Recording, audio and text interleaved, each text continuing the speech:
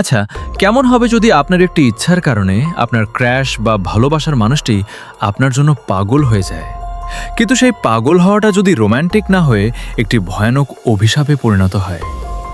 আজ আমরা এমন এক সাইকো থ্রিলার গল্প শুনব যা আপনার গায়ের লোম খাড়া করে দিবে।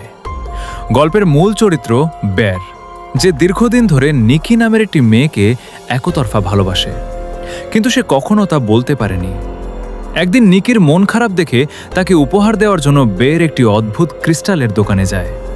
সেখানে সে একটি পুরনো খেলনার বক্স পায় যার নাম ছিল ওয়ান উইশ উইলো। নিয়ম হলো এর ভেতরের কাঠিটি মাঝখান থেকে ভাঙলে যে কোনো একটি ইচ্ছা পূরণ হবে। বের মজা করে কাঠিটি ভেঙে ইচ্ছা প্রকাশ করে। নিকি যেন দুনিয়ার সব কিছুর চেয়ে তাকে বেশি ভালোবাসে। সে ভাবতেও পারেনি এই একটি ইচ্ছা তার পুরো জীবন নরক বানিয়ে দিবে। কাঠিটি ভাঙার পর মুহূর্তেই নিকির মধ্যে এক অদ্ভুত পরিবর্তন আসে।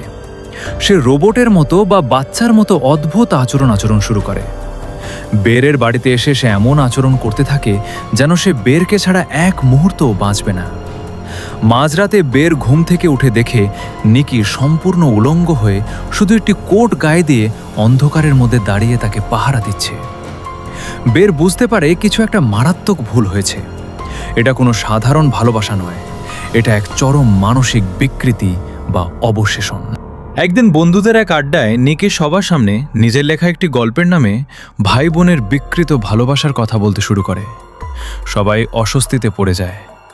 এরপর বের যখন তাদের আরেক বান্ধবী সারাহর গাড়িতে বসে কথা বলছিল, তখন সারাহ একটি গোপন সত্য ফাঁস করে। নিকি আসলে বেরের বন্ধু ইয়ানকে হিংসা দেখানোর জন্য বেরের সাথে নাটক করছে। এই কথা শোনা মাত্রই নিকি জানালার কাঁচ ভেঙে সারাহর ওপর চড়াও হয় এবং একটি ইট দিয়ে আঘাত করে সারাহকে নির্মমভাবে হত্যা করে। বের ভয়ে জমে যায়, কারণ নিকি এখন একজন খুনি। বের এই অভিশাপ থেকে বাঁচতে তার বন্ধু ইয়ানের কাছে সাহায্য চায়। সে ইয়ানকে আরেকটি জাদুকরি কাঠি দিয়ে বলে এই ইচ্ছাটা বাতিল করতে, কিন্তু লোভী ইয়ান কাঠিটি দিয়ে $1 বিলিয়ন ইচ্ছা করে বসে এবং মুহূর্তেই ঘর টাকায় ভরে যায়। কোনো উপায় না পেয়ে বের ঘরে ফিরে আসে। সেখানে নিকি সারাহর লাশ সাজিয়ে রেখে সারাহর মতোই পোশাক পরে বসেছিল। ঠিক তখন ইয়ান সেখানে এসে এই ভয়ানক দৃশ্য দেখে ফেললে নিকি কোনো চিন্তা না করে ইয়ানকেও গুলি করে মেরে ফেলে। নিকি পুরোপুরি সাইকো হয়ে বেরকে হুমকি দেয় যে বের তাকে ভালোবাসার কথা না স্বীকার করলে সে নিজেকে শেষ করে দিবে।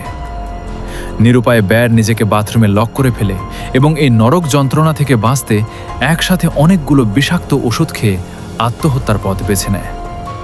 ওষুধ খাওয়ার পর বের যখন লিভিং রুমে ফিরে আসে, তখন সে দেখে টেবিলের ওপর আরেকটি কাঠি পোড়ানো।